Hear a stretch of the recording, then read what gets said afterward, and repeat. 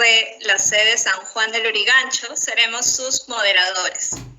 Este Business Workshop ha sido una iniciativa de la Facultad de Negocios que busca fortalecer las capacidades de toda nuestra comunidad universitaria en el desarrollo de las estrategias de innovación y de liderazgo en el mercado empresarial, desde una perspectiva de rigurosidad académica. Durante estos 3 días, ustedes han sido partícipes de excelentes ponencias de alto nivel académico, tanto nacional como internacional. Y esto nos permitirá ponernos en contacto con experiencias que van a reforzar nuestros planes de negocio, prototipos y también nuestros business plan durante todo el ciclo académico para llegar a consolidar los aprendizajes. Vamos a iniciar nuestra primera exposición, que será realizada en inglés, dado que queremos reforzar esta competencia en este mundo académico tan exigente. The presentation will take place for 20 minutes and 10 minutes for questions. Dear speakers, we will notify you in a minute 18 that you have 2 minutes left.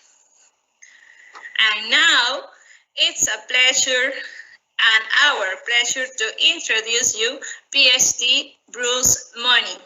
He is an executive director of the Center for Global Management and the Fred Meyer Professor of Marketing and International Business at the Merit School of Brigham Young University.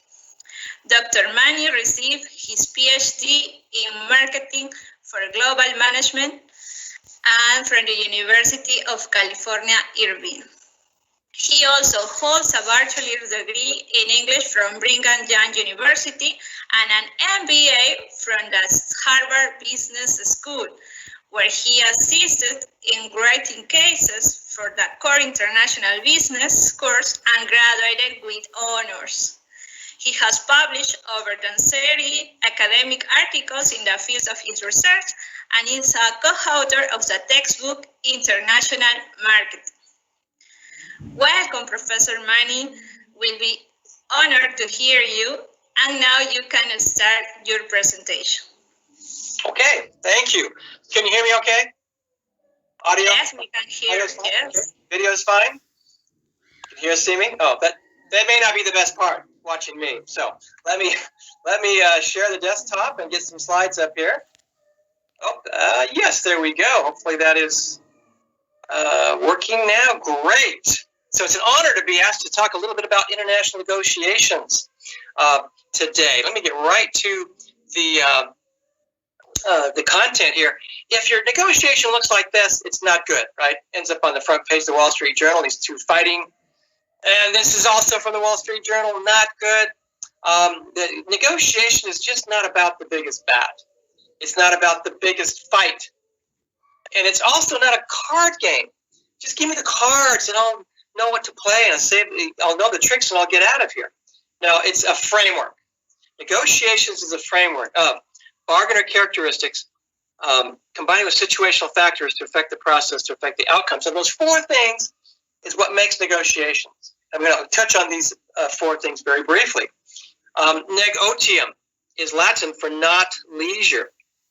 When was the last time you negotiated something? Experts tell us that we negotiate 30 times a day. Wow, that's a lot. Negotiation is all around you. So how does it work? Well, first of all, we have bargainer characteristics.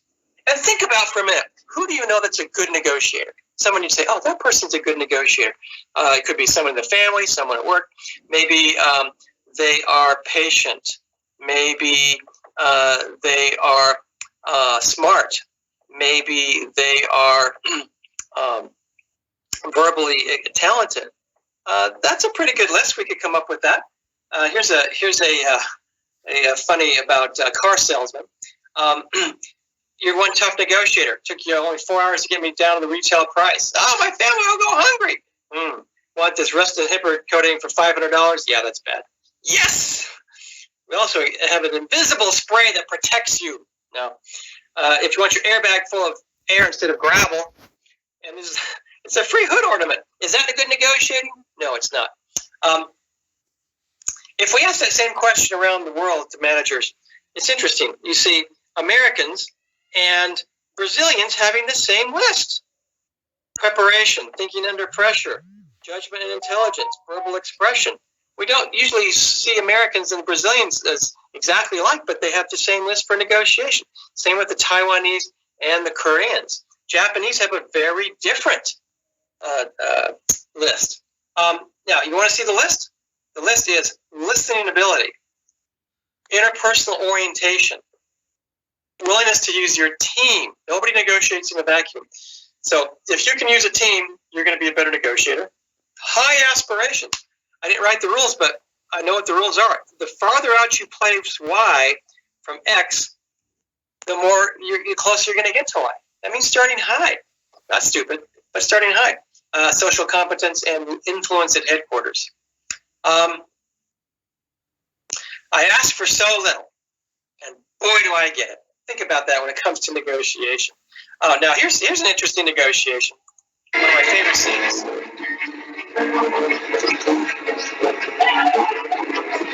Looking for the lady. She's there somewhere. Oh, negotiation begins.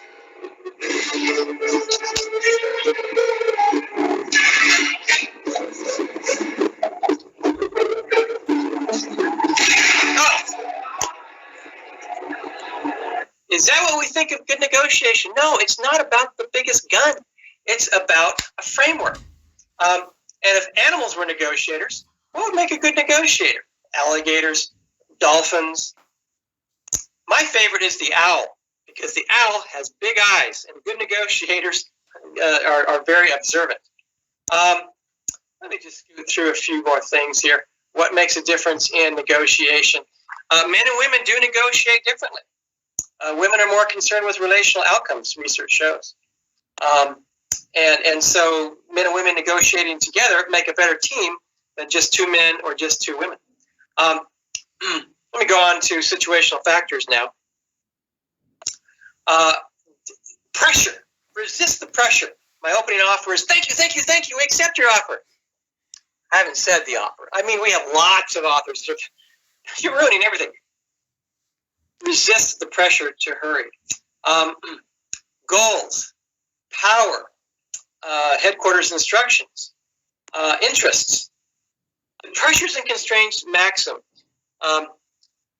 This is something I want to talk about.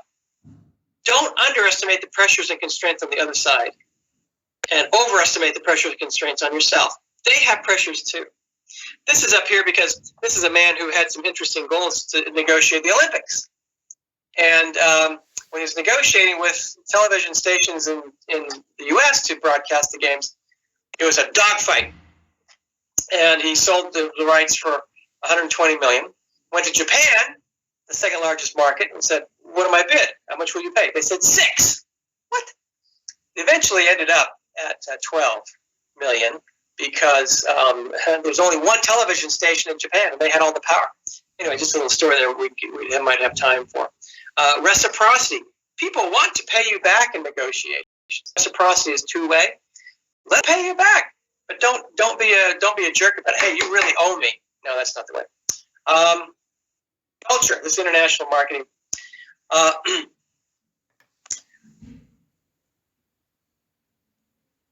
Elbonians believe you can, if you yell in their direction, you steal their soul. In other words, we can use it as a negotiating tool.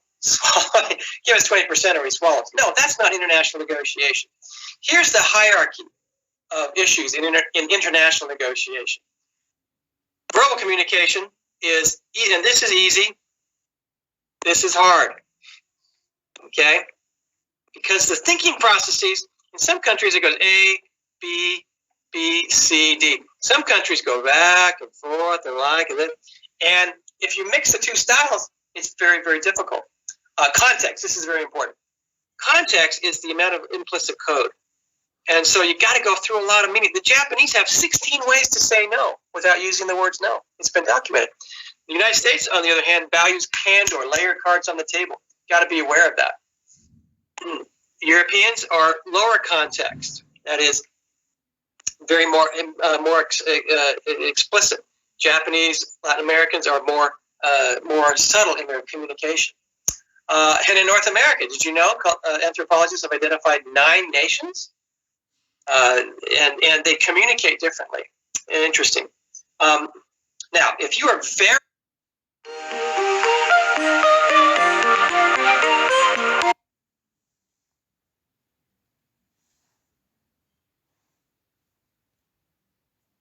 familiar, this is you, okay? This is them. If you're very familiar with how they do things, the bowing or shaking hands or imbrazo, then go ahead and follow the script of them. If they're the other side very familiar with how you do business, go ahead and have them follow your script. You see? If neither of you have the familiarity, then it's not going to happen. This is where the best place is. If you can integrate the scripts, use some of their culture, some of your culture. Let me get going here. Tables are very important. This is the peace talks that ended the Vietnam War. It took 6 weeks to figure out what the table was going to be like. And different legislatures have different sizes of seating. That makes a difference. Think about that when you negotiate. Deadlines and time. Someone gives you a deadline, you know you're not going to hit it. Say, I need at least until this time to give you a response. And give a considered response. You don't have to respond in the next 10 seconds. Wait, and the pressure will build. Let's keep going here. No, Thursday's out. How about never? Is never good for you? That's not the way you want to do it. Okay, process. These are the steps of any negotiation. Preparation. Non-task sounding is small talk, and it's very important. Don't want to spend too much time on it, but a lot of Americans kind of skip, think that's it. They skip disclosure, go to right to persuasion. Take time for each of these steps. Types of processes, accommodative, distributive, and integrative. Accommodative isn't really a negotiation, it's giving in on everything. Integrative is the constructive management of differences. Let me just skip through some things here. The parable of the orange, this is important. 2 sisters fighting over an orange. The one sister wants it for juice. The other sister wants it for zesting a crust for a pie. How should they solve this problem? Split the orange, that's fair. That's distributive. I distribute the pieces of the halves of the orange.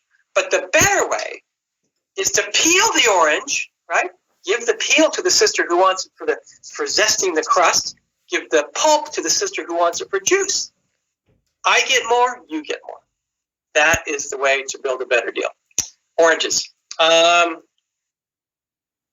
out of time.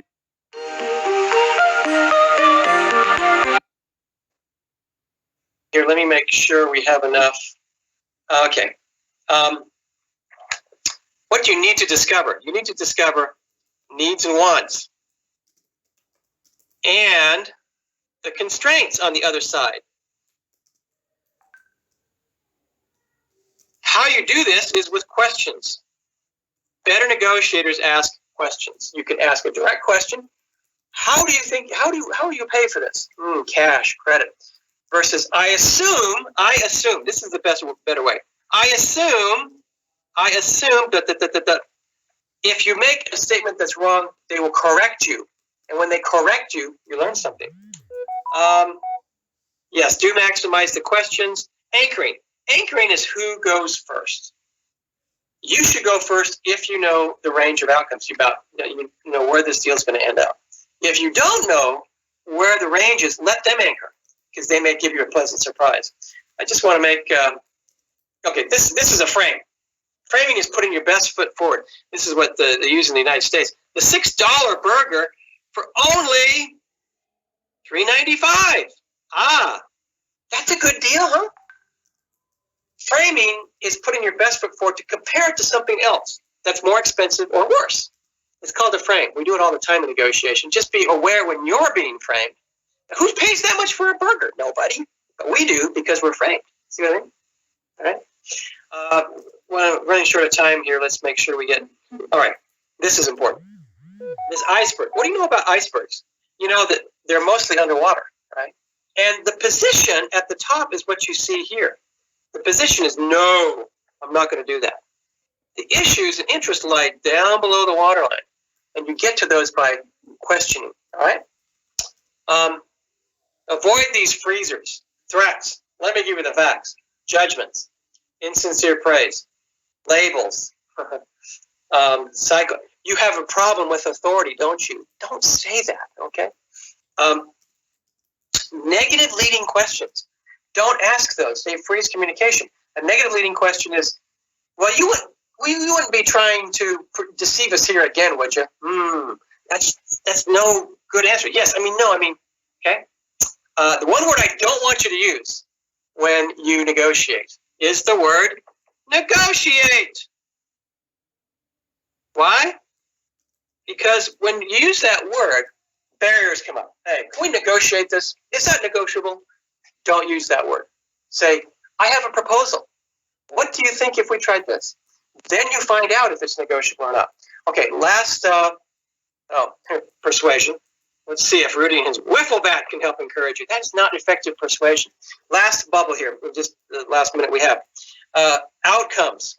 How do you know you got a good deal? Hey, let's stay calm. Hear what they said to Bill. Not a good outcome. Concessions. There's a beginning, there's a middle, and there's an end. Make them earn their concession. Don't just give it away. And come down very slowly if you're conceding. Don't concede it all at once and then flatten it. Oh, no, can't do any more, No. Come down slowly when you make concessions, a little bit at a time. Okay. What's a good deal? How do you know you got a good deal? You know you got a good deal if it is saleable in both organizations. That means both sides will agree to it. You can't go back to your people and say, I just struck this deal with, what? That's crazy. We can't do that. That's not a good deal. Or they go back to their side and say, hey, how about this deal? No, we can never do that. It has to be saleable. Both sides have got to agree with it. Considerations and outcomes. Let's scoot through these here. I want to make sure there's time. Now, this is an international piece. This is a simulation where value was created, and most of the goodies go to the buyer, right? This is splitting the profits 50-50. Most countries pay deference to the buyer because the buyer is a party with hard-earned cash. Latin American countries like Mexico give the most deference to the buyer. Here's the United States, Brazil, Spain, Germany. The Japanese create the most value. So this is the big profit there. They create the most value because they disclose more. Let's just split the difference. This is a bad idea. No, don't do this, okay? Why not? Because you may not have to. You may come down. Remember what I was saying here? Slightly, slowly. And say there's 10 left to split. Don't go 5-5. Try 8-2. Try 7-3. You may get here and be done. Why is that good for the other side? Well, maybe they got 2 last time. Or maybe they need the 3 in a hurry. So 7-3 might make total sense. All right. What is the goal? My last slide.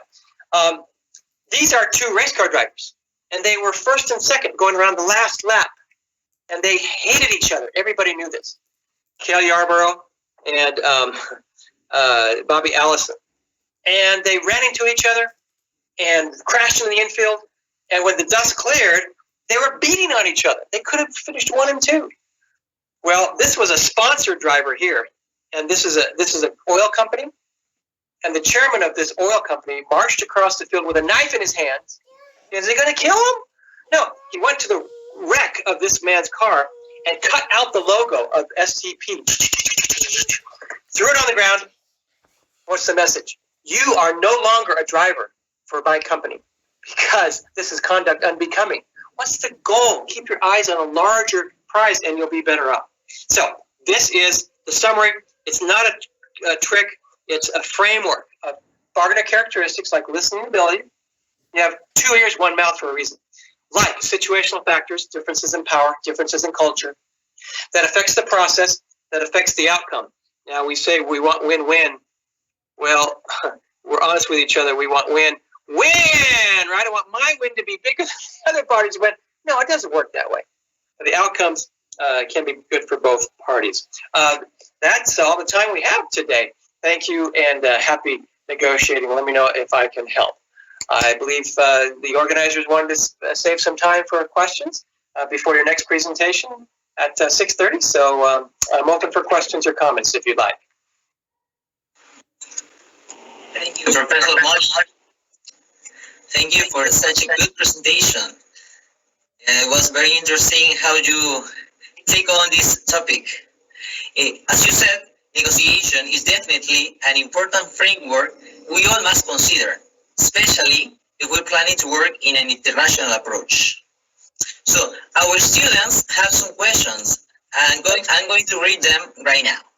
Our first question is, what is the importance of understanding different cultures while negotiating? It's extremely important because if one culture is high context, remember, high context is a lot of innuendo, face saving. I'm not going to tell you exactly what I'm doing. The other culture is direct, candor. Tell us. If you mix those two, you got a problem. Okay, you must understand and acculturate a little bit. That is, adapt. Americans are horrible at adapting. We have one style: shake hands, slap on the back, call me John. Doesn't work everywhere. So a little reading, a little understanding. I'm in my office here. Oh, here's a great book. I don't sell books. Okay, this is not my book, but a book like this, right? Oh, it's different. I don't know. Oh! Is it this way? This thing? Does that do it? No, maybe not. Can you show it again, please? Sorry. Oh, there we go. It's backwards, but. No, we can see it. Oh, you can see it? Shape. Okay. Yeah. It's backwards for me. Kiss, bow, or shake hands. What do we do? Mwah, mwah, mwah, or do we bow, or do we shake? What do we do? A little reading like this book will go a long way to understand differences in culture and negotiations. It's very important to understand. Yes, definitely. Thank you, Professor Money. We have one question, and this is it. Have you ever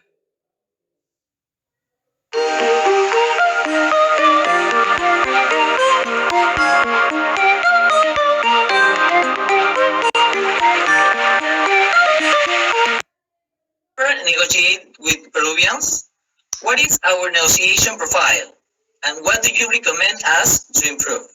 Oh, you're doing great. Okay. No, I have not negotiated with Peruvians in business myself, but I have had Peruvian students who are very, very good students, by the way. I'm not saying that just because you're Peruvian. I'm telling you, I have one or two every year. And, yeah, smart. The Peruvian culture is more high context. That is, it's more, that is Latin American, right? We're more interested in the relationship, right? You would be, and Americans or Northern Europeans, they don't care about that. Germans, they don't care. They just, relationship, familia, no, none of that. It's business, and you have to understand that. So improving, only I would tell anybody to improve is to study the culture of the counterpart that you're going to negotiate with. Now, I am coming to Peru in August with students next summer. So maybe we'll meet again. I'm coming to Lima to visit businesses with my students. So I can't wait. I've never been to Peru. Wow. I understand it's an amazing country. So especially the food. I hear the food is wonderful. So I'm looking forward to it. Thank you, Professor Manny. We are glad to have you coming soon to Peru. Me too. Yes. Oh, by the way, Money is my last name. No one believes that. Money, business school? What? Used to work at a bank. Money, M-O-N-E-Y, dinero. I think my students call me Dr. Dinero. So I'll take it.